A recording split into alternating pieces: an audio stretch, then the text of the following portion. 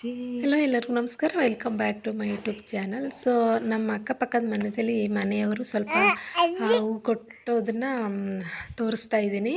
So ಅವರು ಹೂ ಹಾಕ್ಸ್ಕೊಂಡು ಹೂ ಕಟ್ತಾ ಇದ್ದಾರೆ. ಸೊ ಒಂದು 7-8 ಜನ ಇದ್ದಾರೆ.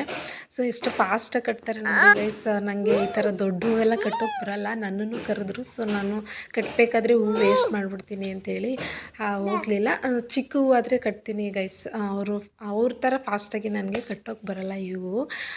ಸೊ ಒಂದು 7-8 ಜನ ಇದ್ದಾರೆ. 7-8 ಜನ ಸೇರಿಕೊಂಡು ಹೂ ಕಟ್ತಾ ಇದ್ದಾರೆ. ನಾನು ಈ ಚಿಕ್ಕ ಹೂ ಆದರೆ ಕಟ್ತೀನಿ ಗೈಸ್. ಕಾಕಡ, ಕನಕಾಂಬರ, ಸೂಜಿ ಮಲ್ಲಿಗೆ ಹೂವು ಈ ಥರ ಆದರೆ ಕಟ್ತೀನಿ. ಸೊ ಇವ್ರಿಗೆ ಅಭ್ಯಾಸ ಆಗಿರೋದ್ರಿಂದ ಇವರು ಚೆನ್ನಾಗಿ ಕಟ್ತಾ ಇದ್ದಾರೆ. ಮತ್ತು ಇವ್ರು ಏನೆಲ್ಲ ಕಟ್ಟಿದ್ರು ಒಬ್ಬೊಬ್ರು ಕೂಡ ಇಷ್ಟು ಮಾರು ಅಂದರೆ ಮೊಳ ಕಟ್ಟಿದ್ದೀನಿ ಅಂತೇಳಿ ಅಳತೆ ಮಾಡಿ ಬರ್ಕೋತಾ ಇದ್ದಾರೆ. ಯಾಕಂದರೆ ಅವ್ರಿಗೆ ಗೊತ್ತಾಗಬೇಕಲ್ಲ ನಾವು ಇಷ್ಟಿಷ್ಟು ಹೂ ಕಟ್ಟಿದ್ದೀವಿ ಅಂತೇಳಿ. ಅದು ಅಳತೆ ಮಾಡಿ ಬರ್ಕೊತಾ ಇದ್ದಾರೆ. ಅವ್ರಿಗೆ ಒಂದು ಮಾರಿಗೆ 3 ರೂಪಾಯಿ ಅಂತೇಳಿ ಹೇಳಿದಾರಂತೆ, 3 rupees.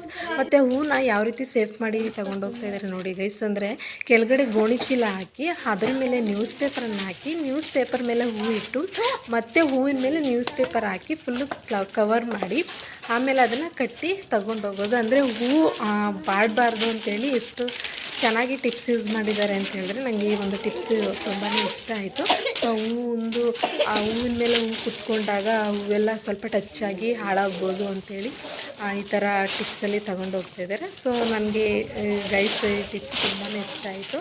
ಒಂದು ನ್ಯೂಸ್ ಪೇಪರ್ ಯೂಸ್ ಮಾಡಿಕೊಂಡು ಈಗ ಅದ್ರ ಮೇಲೆ ಸ್ವಲ್ಪ ನೀರೆಲ್ಲ ಹಾಕಿದಾಗ ಸೊ ಅದೇನಾಗುತ್ತೆ, ಹೂವು ಆ ಒಂದು ನೀರಿನ ಅಂಶ ಇಟ್ಕೊಂಡು ಹೂವು ಹಾಳಾಗಲ್ಲ ಮತ್ತು ಕೆಡಲ್ಲ ಅಂತ ನಾನು ಅಂದ್ಕೊಂಡಿದ್ದೀನಿ. ಸೊ ಇವರು ಅದೇ ರೀತಿ ಮಾಡ್ತಾರೆ ಅನಿಸುತ್ತೆ.